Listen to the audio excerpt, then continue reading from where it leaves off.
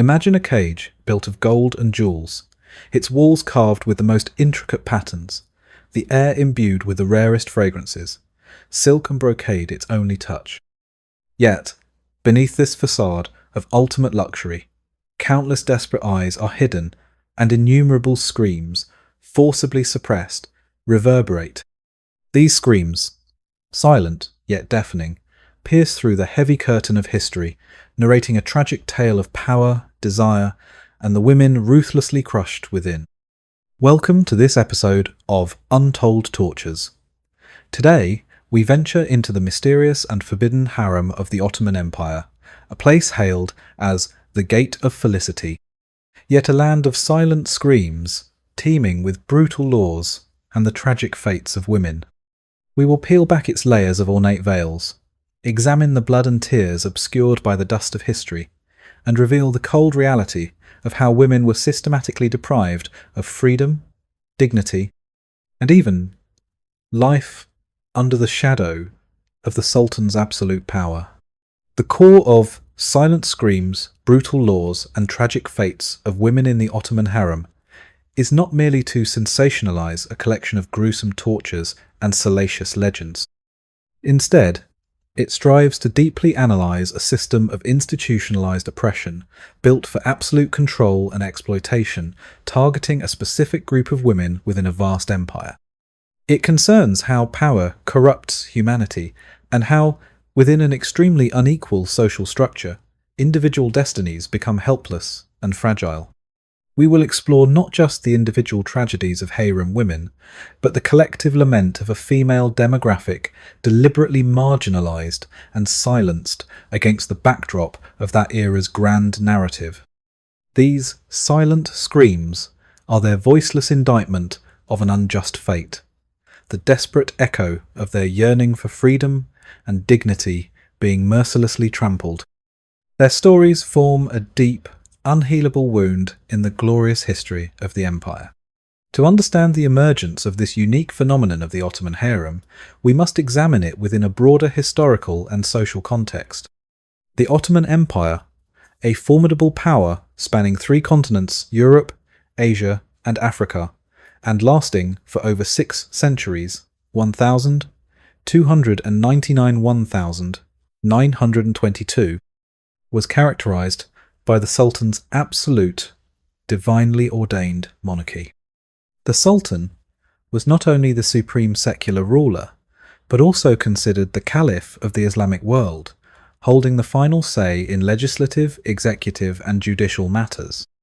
Under such a highly centralized system, the Sultan's will was law. His personal preferences and desires could often directly shape imperial policies and even aspects of social life.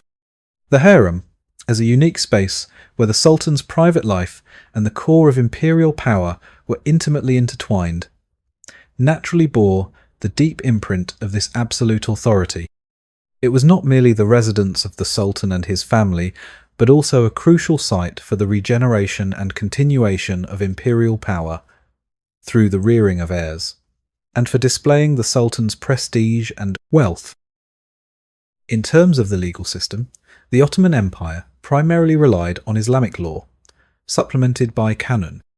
However, when dealing with harem affairs, especially concerning women of slave status, these laws often exhibited great flexibility and ambiguity, leaving vast room for the arbitrariness and abuse of power by the Sultan and his agents.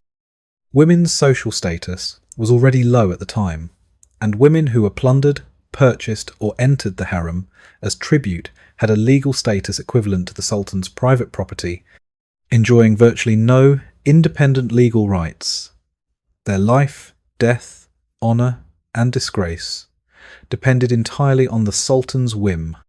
This lack of legal standing was the institutional soil in which the harem's brutal laws could flourish and be enforced. Public perception and social customs further reinforced the harem's seclusion and mystique. For most ordinary subjects of the empire, the harem was a remote, fantastical, and forbidden place. Rumours about it often mingled luxury, licentiousness, and intrigue. But its internal operations and the true lives of its women were strictly concealed.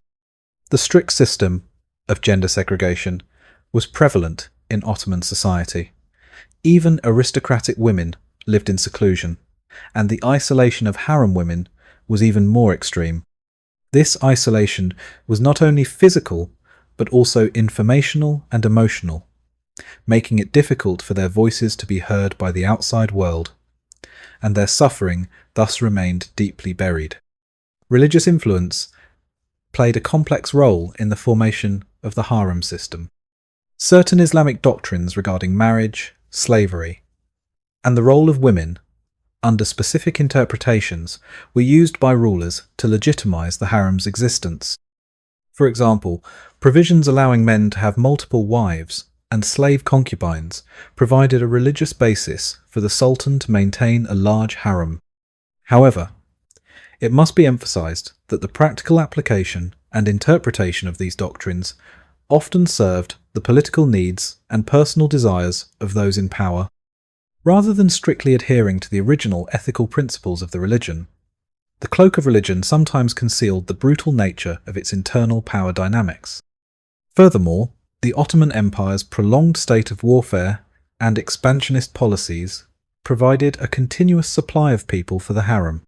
Female captives from wars, as well as women acquired through tribute from vassal states and the slave trade, constituted the main part of the harem's population. They came from different ethnic, cultural, and religious backgrounds, but were forced to endure similar fates in the harem's melting pot. The normalization of warfare meant that this enslavement and control of women was, to some extent, socially condoned as a byproduct of imperial expansion. Therefore, the brutal laws and tragic fates of women in the Ottoman harem were not isolated phenomena, but the product of intertwined political, legal, social, religious, and military factors of a specific historical period. It was a dark corner beneath the glittering facade of a mighty empire, an extreme manifestation of absolute power corrupting humanity.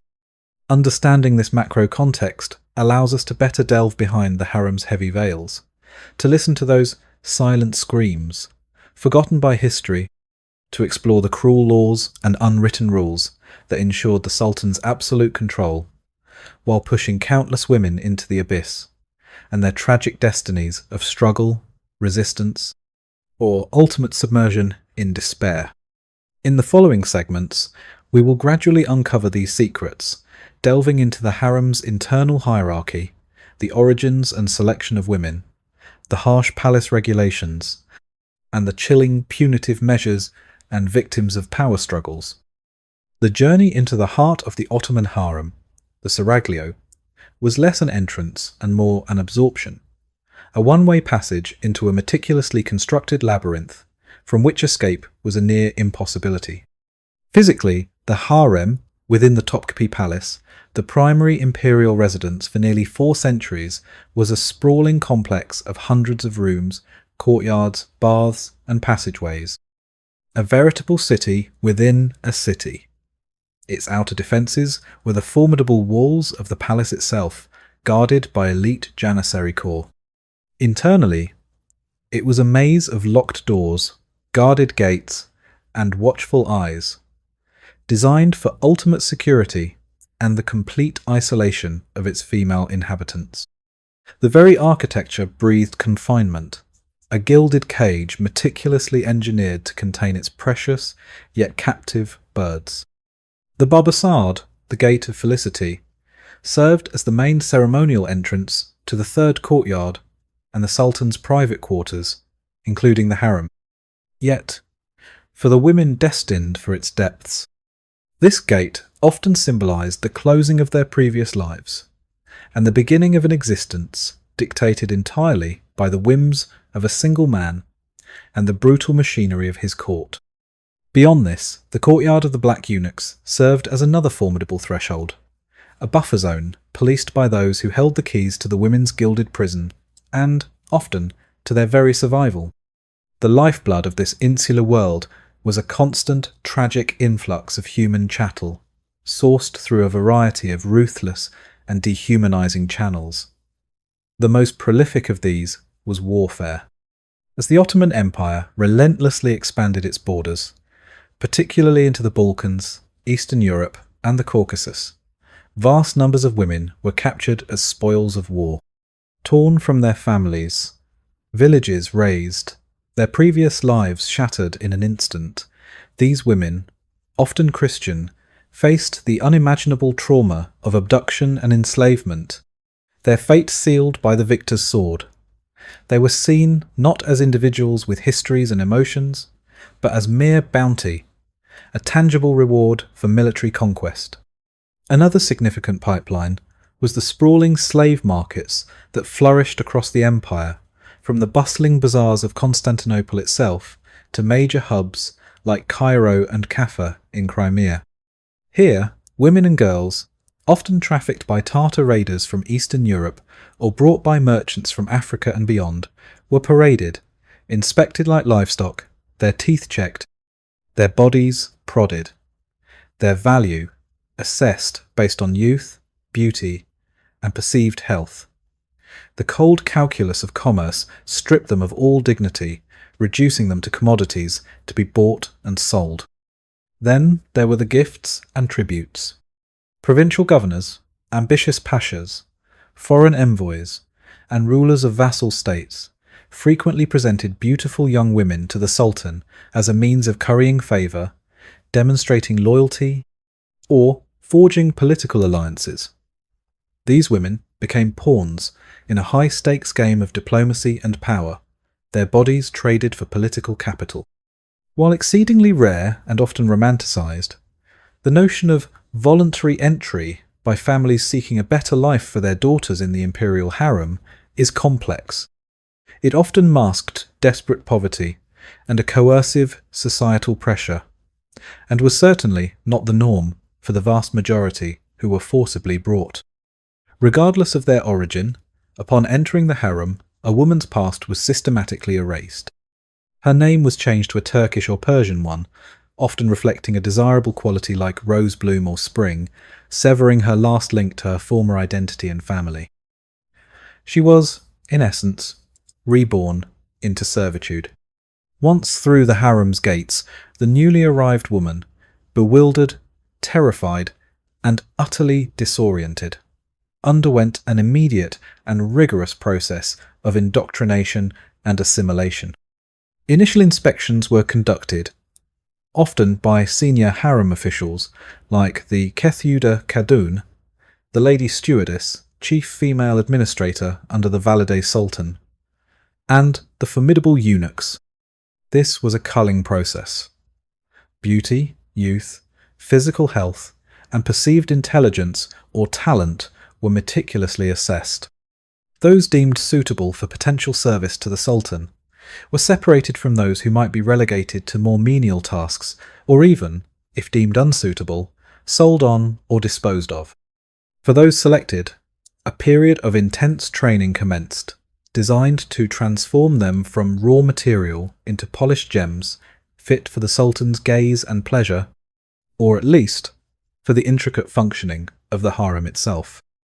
If not already Muslim, though many were initially kept as non-Muslim slaves, particularly for roles not directly involving intimate contact with the Sultan until they might capture his attention, conversion to Islam was often an early step, a further severing from their past. The education was comprehensive and relentless. Mastering Ottoman Turkish was paramount for communication and integration. They were taught the tenets of Islam, Ottoman history and culture, and, crucially, the labyrinthine rules of court etiquette: how to walk, talk, bow, and serve with impeccable grace and deference. A significant portion of their training involved the arts. They learned to play musical instruments like the oud, lute, or canon, zither, to sing, to dance with alluring grace, to recite poetry, and to master fine embroidery. The aim was not to cultivate independent intellects, but to create accomplished entertainers and pleasing companions, skilled in the arts of seduction and subservience.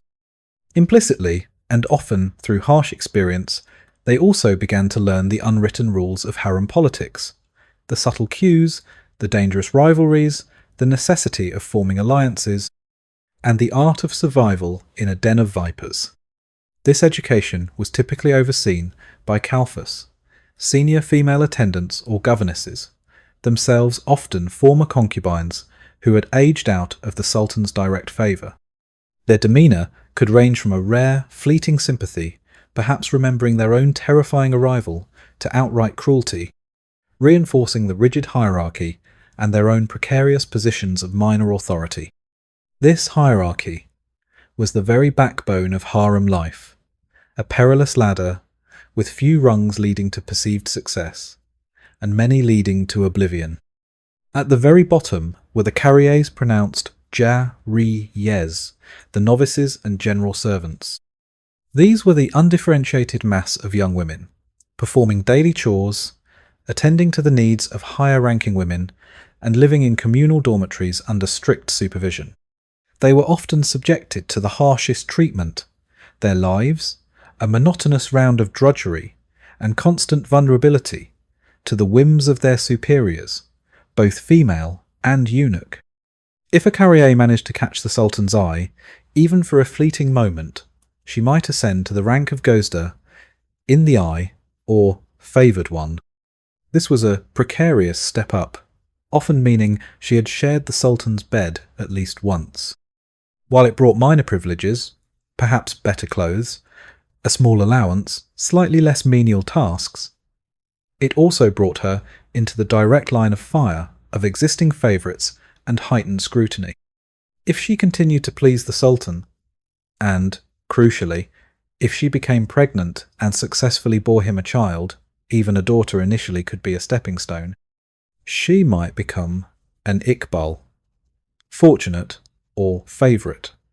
Iqbals enjoyed significantly higher status, private apartments, more servants, and a substantial income. They were recognised consorts, though not yet official wives. The ultimate ambition for many was to become a Kadun, or Kadun Effendi, one of the Sultan's official consorts, traditionally limited to 4, though practice varied. The Kaduns, especially those who bore sons, Shehzades, held immense prestige, power within the harem, and considerable wealth. The competition to achieve and maintain this rank was ferocious, and often deadly. Above all these, and indeed the most powerful woman in the entire Ottoman Empire, was the Valide Sultan, the mother of the reigning Sultan.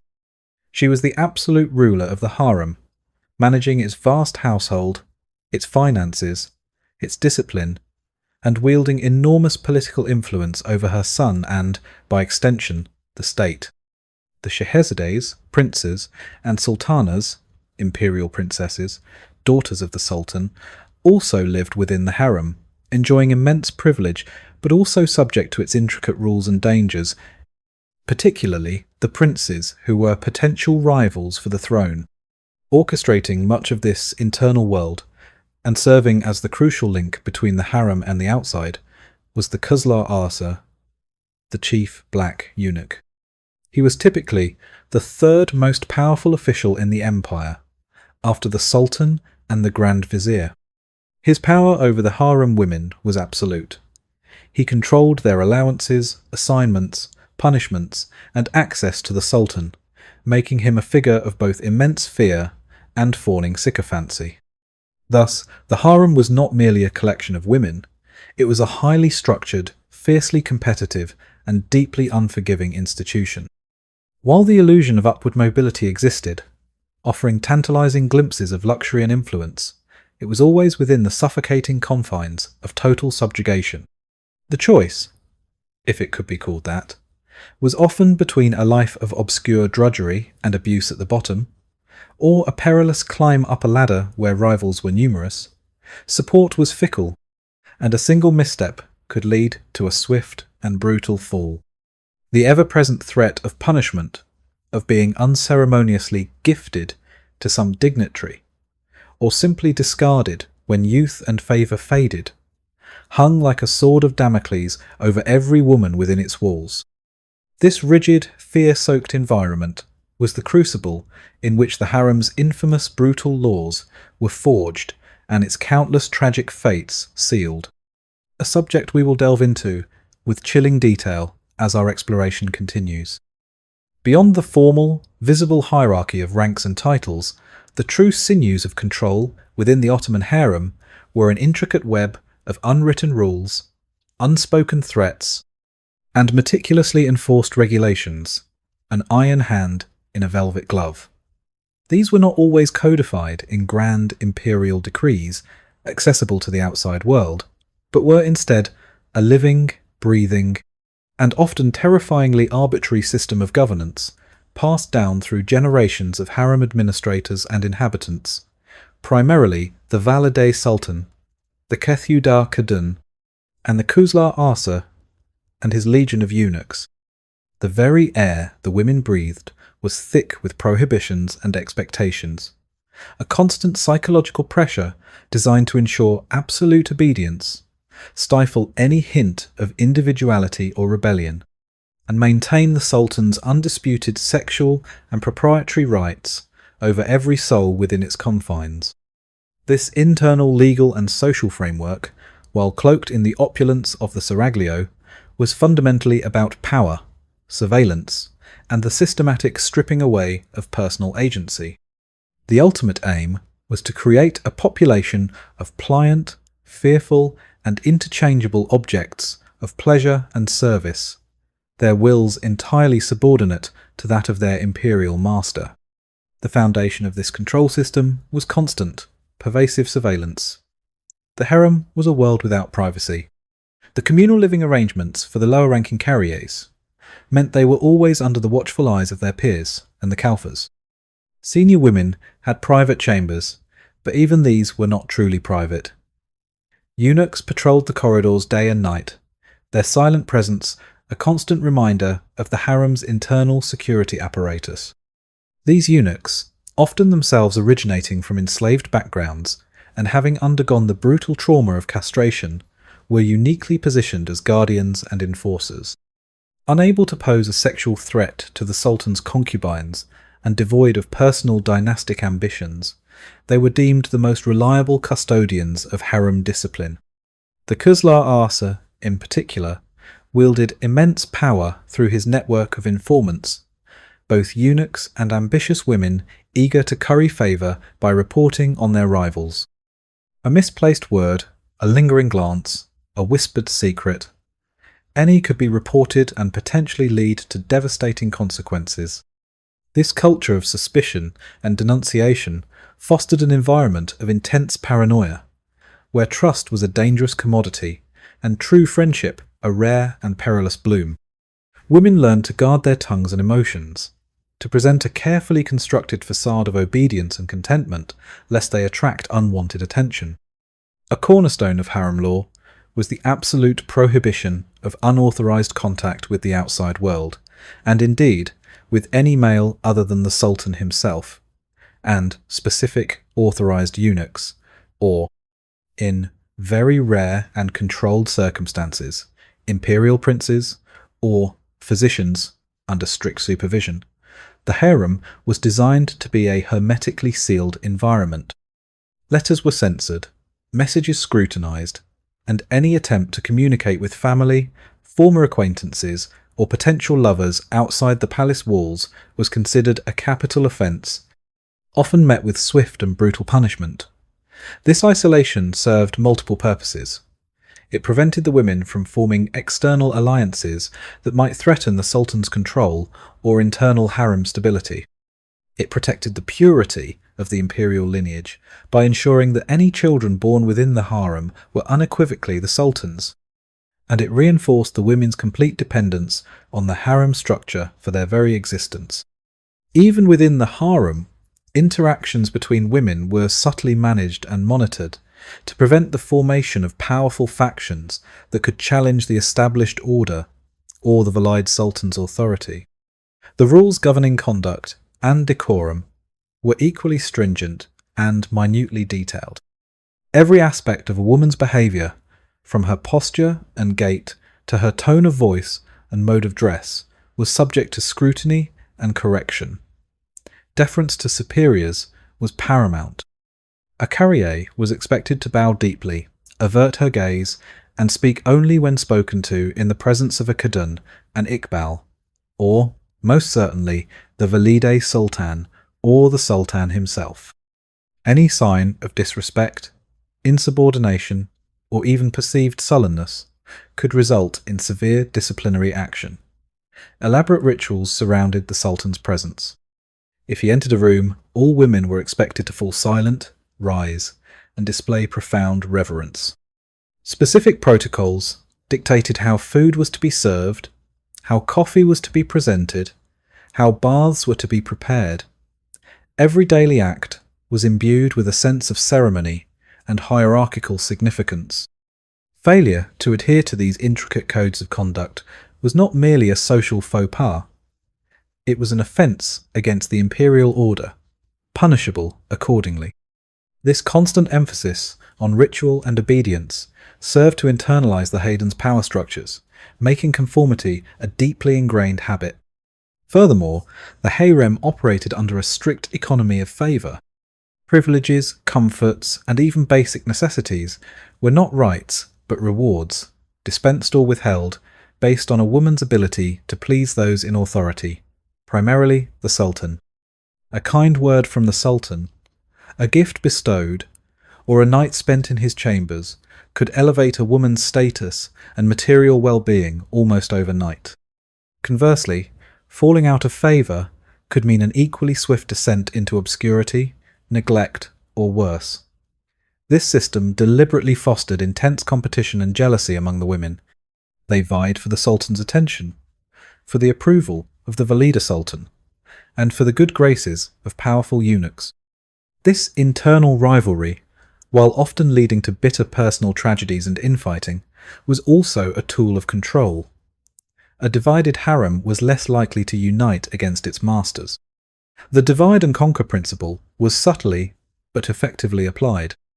Acts of kindness or solidarity between women, while they undoubtedly occurred, were often fraught with risk, as they could be misinterpreted as conspiracy or favoritism.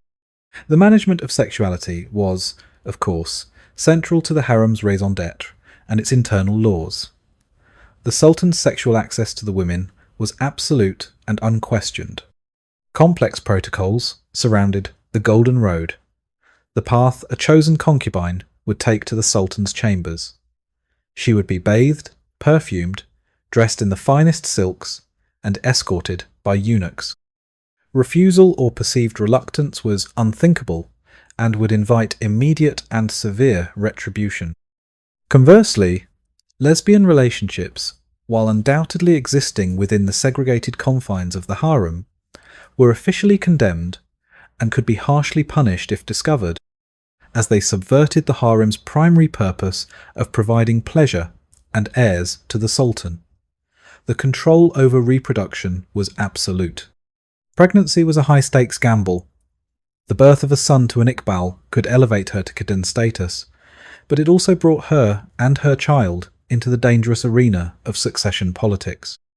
Contraception and abortion, while likely practiced covertly, were officially forbidden if they interfered with the Sultan's potential for siring heirs.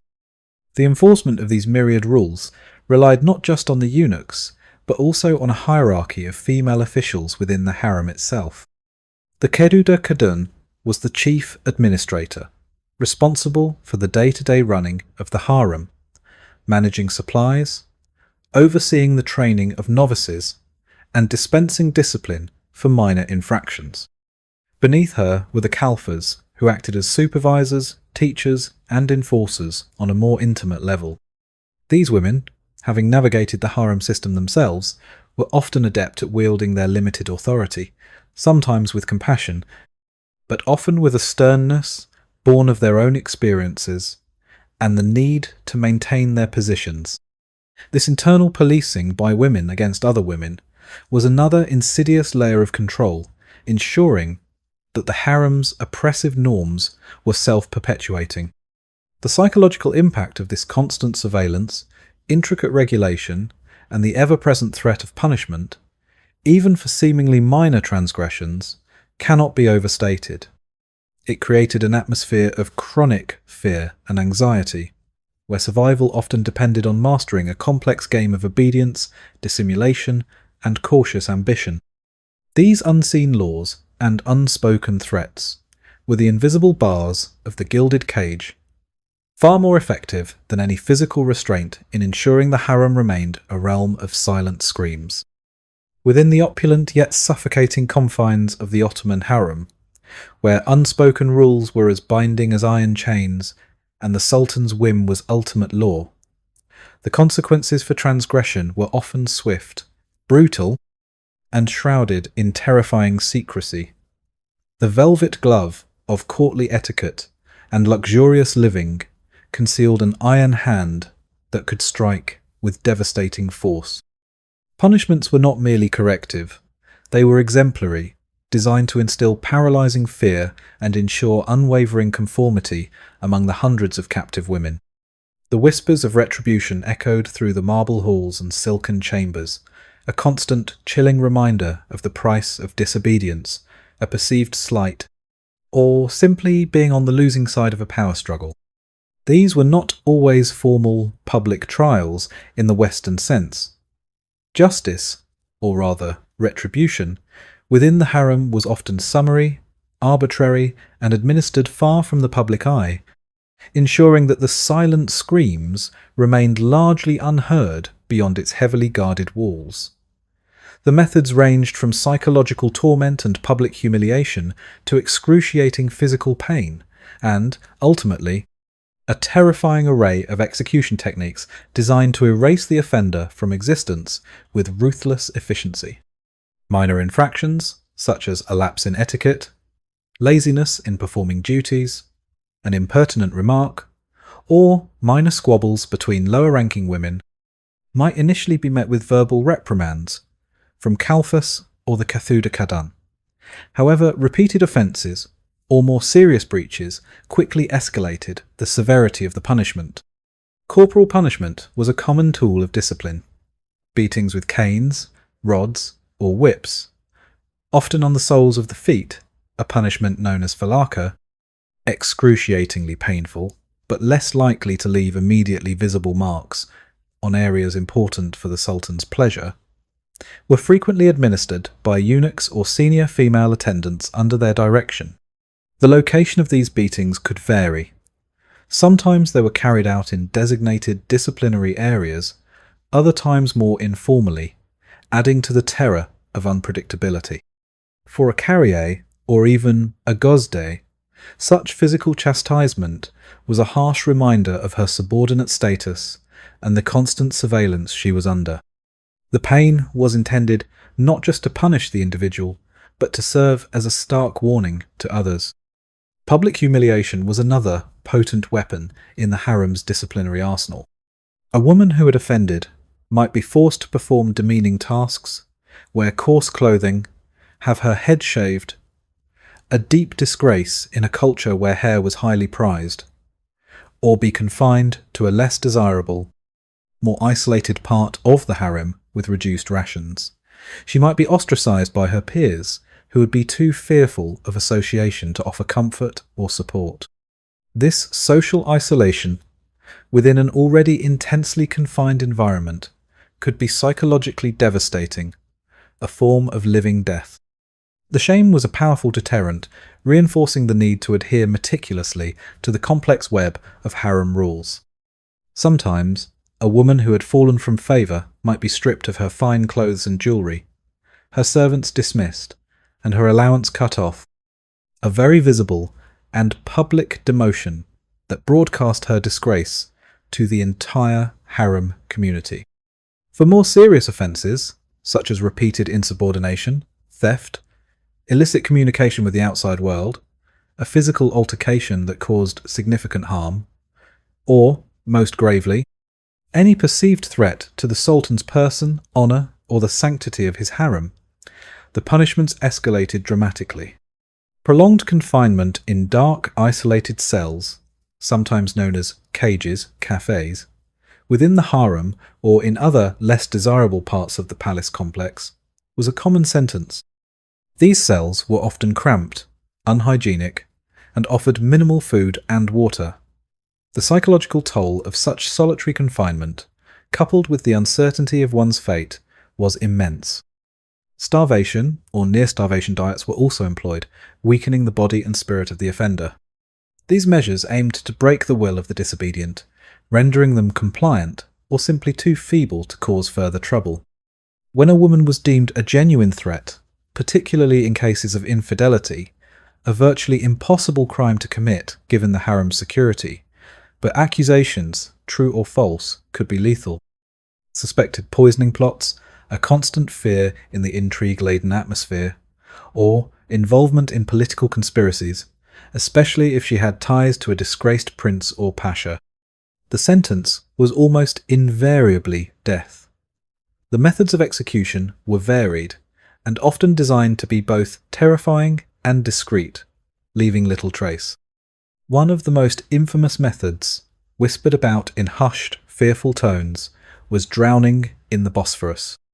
The condemned woman, sometimes after being tortured to extract confessions or information, would allegedly be bound, placed in a weighted sack, often with a live cat or snake, according to some more lurid accounts, to add to the horror and ensure a quicker, more agitated sinking, and then rowed out into the swift currents of the strait at night by eunuchs or trusted executioners and thrown overboard. The dark waters of the Bosphorus thus became a silent, unmarked grave for countless harem women whose stories were meant to be erased. This method had the advantage of leaving no messy evidence within the palace walls and providing a final, terrifying journey. Other methods of execution included strangulation, typically with a silk bowstring, a method often reserved for royalty or high-ranking individuals in the broader Ottoman context, as it avoided the shedding of noble blood. Within the harem, it could be applied to women of higher status whose quiet removal was desired. Poisoning itself, administered subtly in food or drink, was another way to eliminate troublesome individuals without overt violence, though it required careful execution to avoid implicating the poisoner. In some rarer, extreme cases of perceived defiance or witchcraft, more brutal public or semi-public executions might have occurred, though details are often obscured by the harem's secrecy. The key was that executions were rarely public spectacles in the way that punishments for male traitors might be.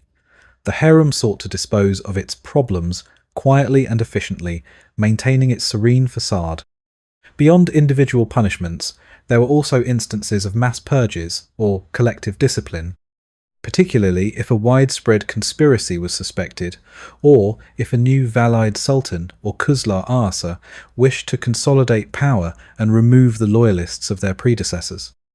In such scenarios, dozens or even hundreds of women could find themselves suddenly demoted, exiled to the old palace, Eski Sarayı, a less glamorous residence for discarded concubines, widows, and out-of-favour harem members, or, in the most extreme cases, sold off, gifted away, or even executed en masse. The accession of a new sultan could also trigger such purges, as his mother, the new Valide Sultan, would install her own trusted retinue and eliminate potential rivals or remnants of the previous harem administration. These purges served as brutal resets of the harem's internal power dynamics, reminding everyone of the absolute authority of the new regime. The fear of such collective punishment further incentivized obedience and discouraged any form of organized resistance. The tragic fate of being sent to the old palace, while not immediate death, was often a descent into poverty, neglect, and oblivion, a slow, silent scream of a life wasted and forgotten. For many, this living death was as feared as a quick execution. The system of punishment within the Ottoman Harem was a grim testament to the lengths to which absolute power would go to maintain control, ensuring that any spark of defiance was ruthlessly extinguished before it could ignite a wider flame. No exploration of the Ottoman Harem's brutal laws and tragic fates would be complete without a deep examination of its most enigmatic and often feared figures, the eunuchs. These men stripped of their manhood, yet paradoxically wielding immense authority within the most feminized space of the empire, were the indispensable cogs in the machinery of harem control. They were the gatekeepers, the guardians, the spies, the administrators, and often the direct enforcers of its cruelest regulations. Their unique liminal status, neither fully male in the conventional sense nor female, yet intimately involved in the lives of thousands of women, positioned them as perfect instruments for maintaining the Sultan's absolute sexual and proprietary dominion over his harem. Understanding their origins, their power structure, and their complex, often tragic roles is crucial to understanding how the system of oppression within the seraglio was so effectively, and for so long, perpetuated. For many harem women, the eunuchs were the most immediate embodiment of the power that confined them, a constant, watchful presence that dictated the rhythm of their daily lives and held the power of reward or severe punishment. The practice of employing eunuchs as harem guards and administrators was not unique to the Ottomans, having precedents in Byzantine, Persian, and other earlier empires. The rationale was brutally pragmatic. Castrated men could not impregnate the Sultan's concubines, thus ensuring the purity of the imperial bloodline, and they were believed to be less likely to develop personal ambitions that could threaten the throne through their own progeny. The Ottomans primarily utilised black eunuchs, often sourced from Africa, particularly regions like Sudan, Ethiopia, and Abyssinia, through the brutal trans-Saharan slave trade. These individuals, captured as boys or young men, endured the horrific and often life-threatening trauma of castration, a procedure with a high mortality rate, performed under crude conditions, before being sold into imperial service. Their blackness also served, in the Ottoman context, as another layer of otherness, further distancing them from the predominantly lighter-skinned concubines, many of whom were of European or Circassian origin, and the Turkish elite, reinforcing their role as distinct, loyal servitors of the Sultan.